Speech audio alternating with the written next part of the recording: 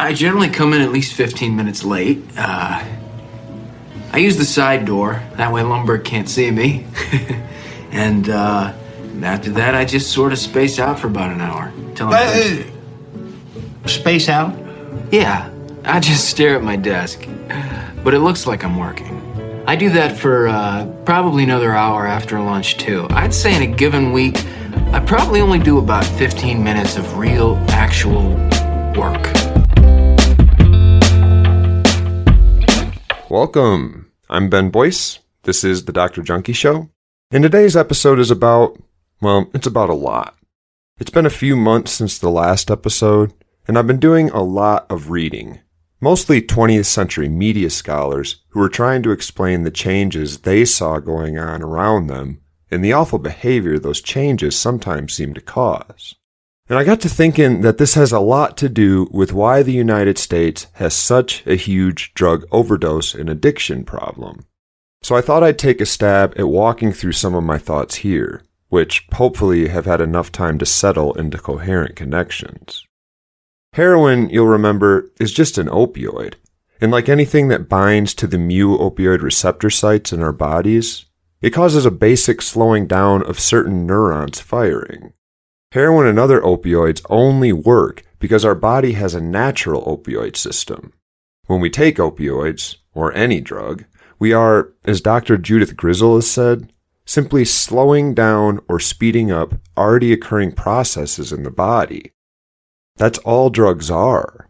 You could think of them as taking the edge off using biological means rather than physical means, like a massage or a movie. So what's that got to do with Karl Marx or Max Horkheimer or Theo Adorno? More than you might think.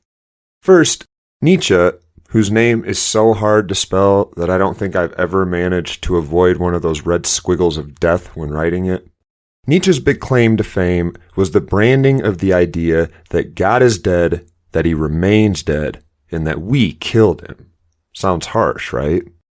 But what he was saying at the end of the 1800s when he was writing this is that we'd spent the years since the Enlightenment slowly eroding the religious principles that once undergirded our cultural norms. Everything from laws to government had long been created and supported by appealing to the authority of God and Almighty. But that same authority had told us once that Earth was the center of the universe, that humans were created by God in recent history, often less than 6,000 years ago, and that the king's authority came from on high, not from the consent of the governed. Slowly but surely, our beliefs about these things, and many more, had changed, and for good reason. But we hadn't yet updated the society that these beliefs built, despite having knocked out most of its moral supports, the reasons we had all better behave in this system. He saw this as dangerous because it meant that eventually people would start to realize they'd been tricked into believing a lie with no teeth behind the threats, since, as he said, God is dead and he couldn't punish anybody.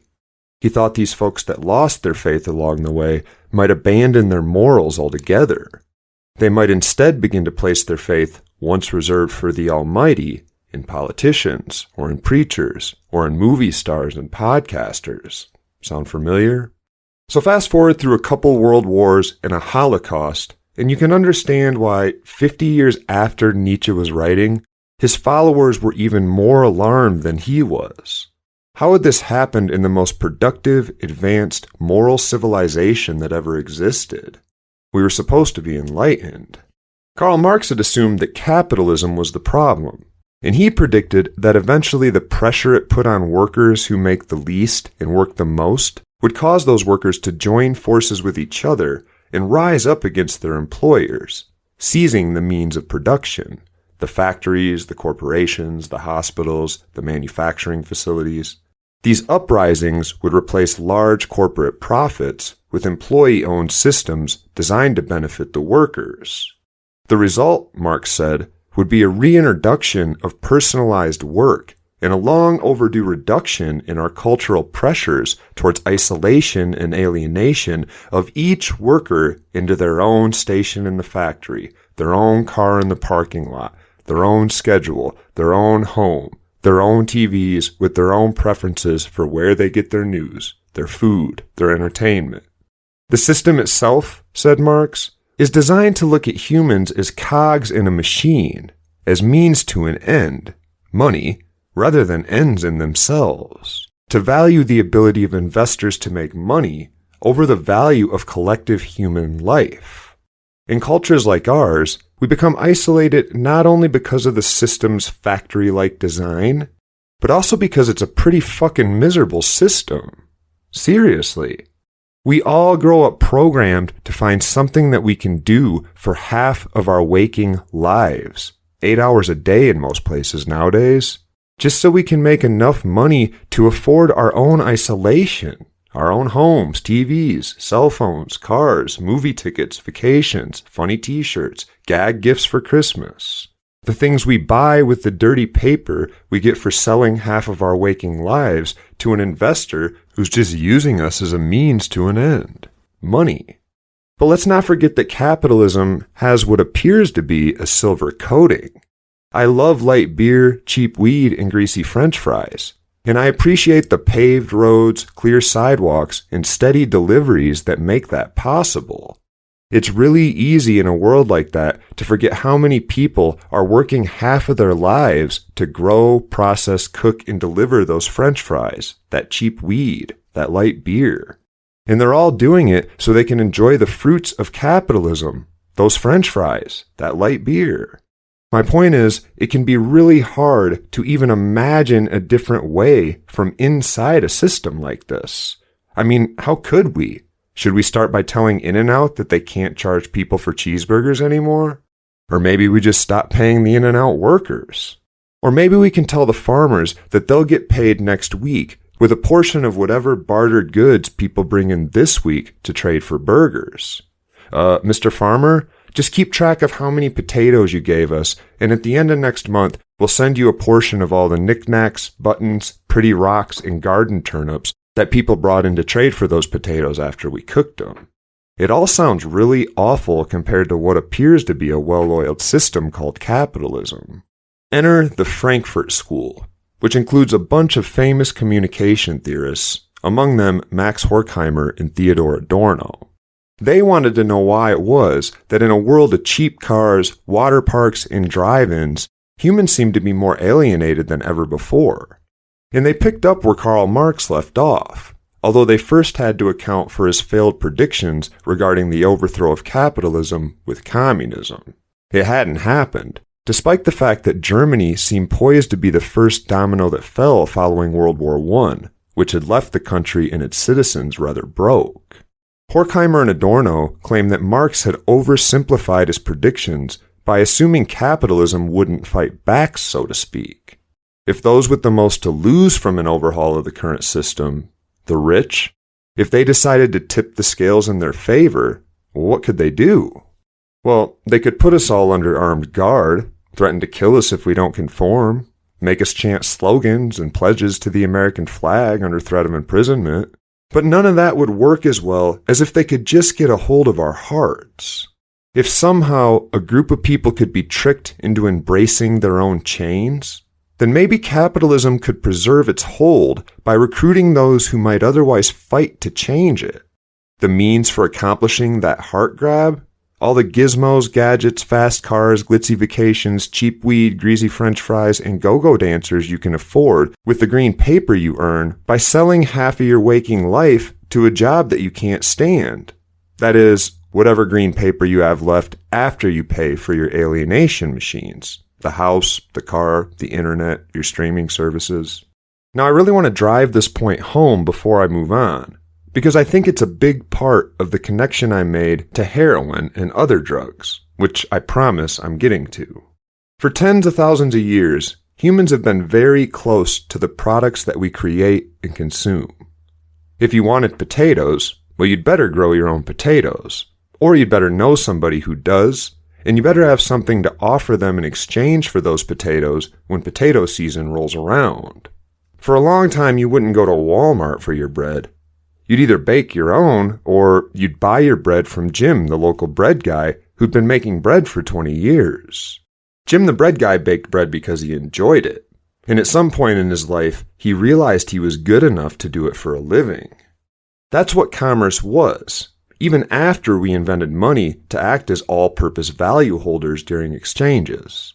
But Jim can only make so much bread, and when capitalism really ramps up, you can expect the bar owner across the street to think to himself, I wonder if I could make bread cheaper than Jim and get some of his profits. If that bar owner has enough capital of his own, or if he can secure a line of credit on the bar, well, he could build an entire factory of mixers, ovens, and packing equipment. And he can pay people low wages to turn out far more bread per day than Jim at a far lower cost per loaf. That's just good capitalism, competition. If Jim can't compete, says the capitalist, maybe he should just close up shop and go work at the new factory. Now let's think about that. What if he does? He would suddenly go from being hands-on from the start to the end of his bread loaves to being a single station on an assembly line for bread. He might be in charge of delivering flour from the shipping docks, or maybe he's the mixer guy. He's naturally going to feel much less connected to his work and to the final product he produces. He'll feel alienated from the world around him. He'll no longer see the merchants, the customers, the final product. The best Jim can hope for is to take some of his money, earned by selling half his life to the bread factory which alienates him, and buying a loaf of the final product, which will feel very different than holding one of his own baked loaves. Poor Jim.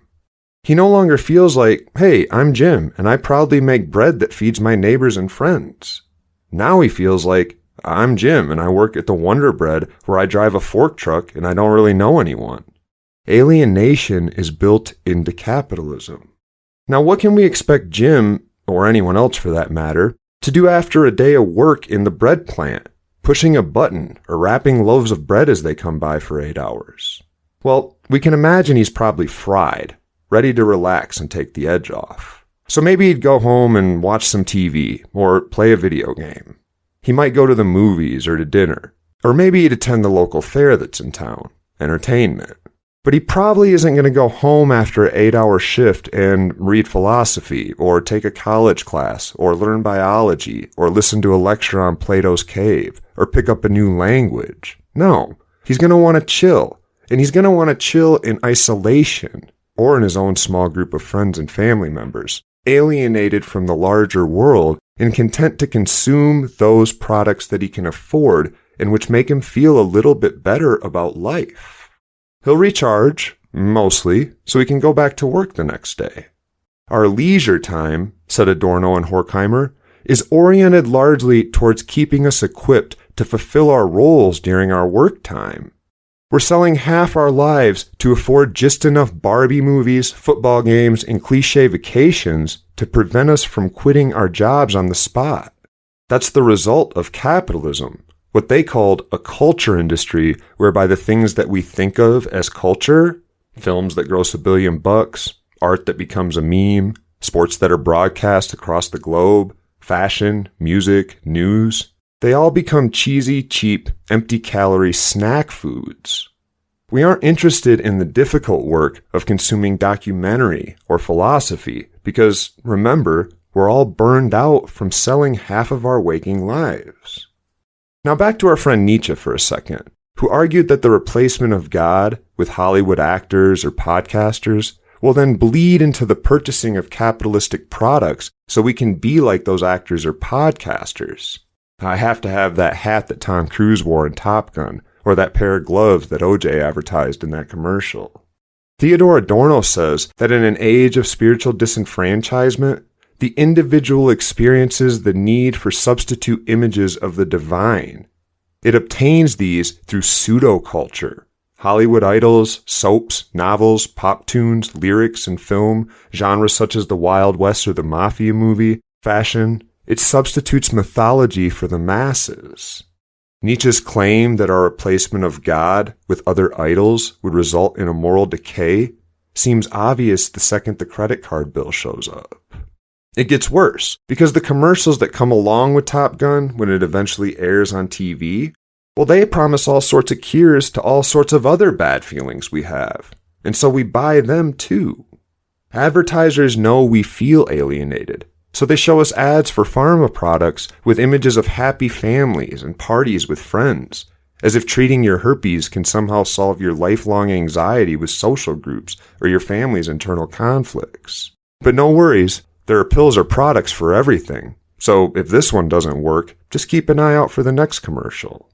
It's no surprise that we wind up feeling like no matter what we do, two things happen. One, we're eternally unsatisfied on our quest to be just happy enough to go back to our miserable capitalist lives despite spending our leisure time seeking out whatever products promise to fix that bad feeling. And number two, we feel more and more pressure to work, to get a bonus or a raise, to be able to keep buying the fixes until, hopefully, maybe we do find one that works. We wind up wanting novelty, newness, something that feels different.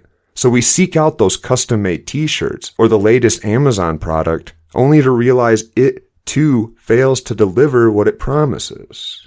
Now in the process, those products offered by the culture industry inevitably become the same because we define ourselves off them. Then manufacturers use big data to push us slightly different versions of the same damn skirt or t-shirt they already sold us.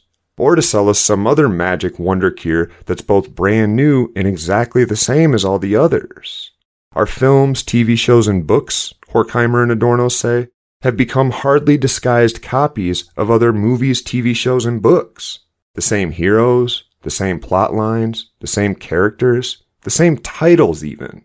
It's bizarre unless you understand our culture industry's demand for the easiest to consume, lowest thought product to soothe our nonstop angst.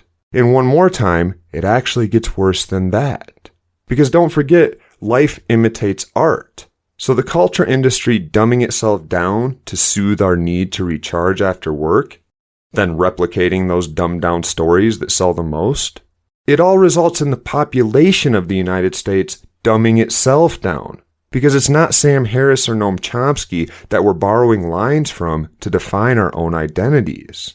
It's pop stars, sitcom stars, celebrities, all the people who are the very result of a demand for ever dumber, ever funner reproductions of reproductions. Life imitates art, as Oscar Wilde said. A dumbed-down culture industry leads to a dumbed-down culture. Now, if you're thinking, Ben, come on, I realize it kind of sucks sometimes, but everyone's got to work. And anyway, have you been to Walmart or on Amazon lately? I mean, sure, there are cheap, cheesy products and memes circulating, and sure you can find lots of people walking around repeating their favorite lines from their favorite shallow films, but some of us are into smart, philosophical stuff. We can buy an Einstein t-shirt just as easily as an Ace Ventura t-shirt, right? I mean, nowadays you can even pay someone to put almost anything on a t-shirt.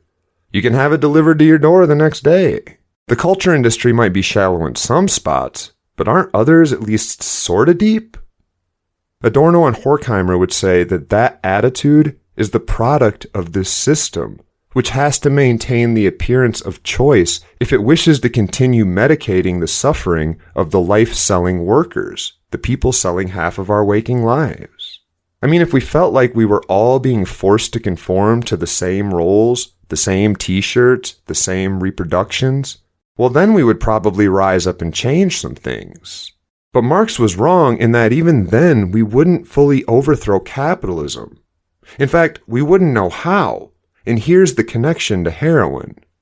Marshall McLuhan taught us that the medium is the message. The specific show you watch on TV, or the specific podcast you subscribe to, well, they don't impact the world anywhere near as much as the existence of the medium of TV or podcasting. We jog, drive, and work while listening to podcasts, but we still gain information in a certain way. Some of us teachers assign them for classes, which changes the way that students learn and their expectations about the future.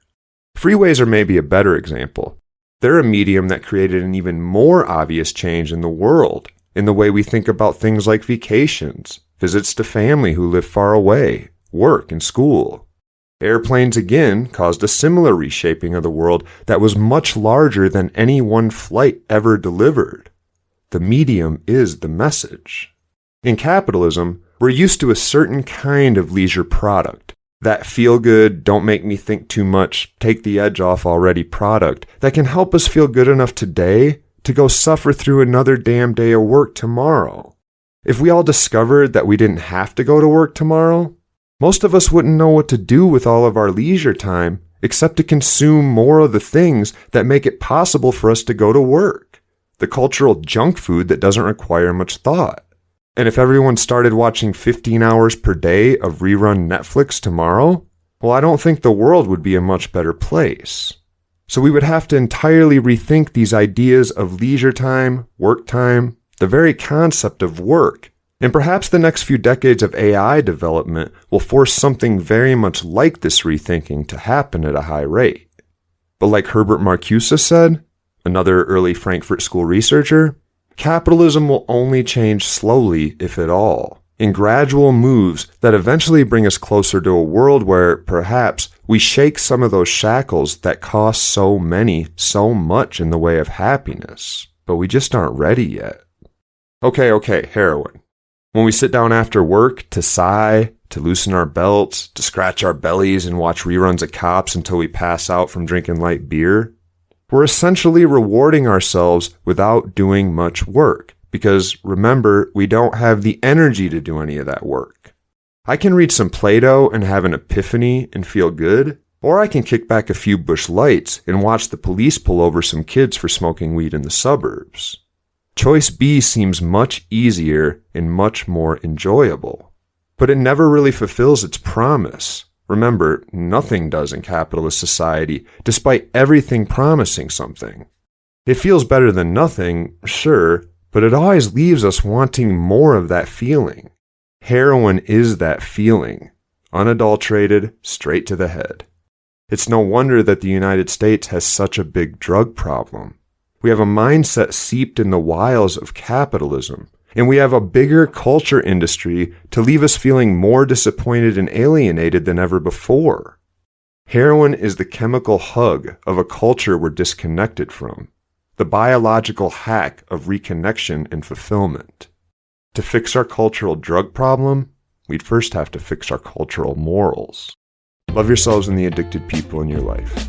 I'm Ben Boyce.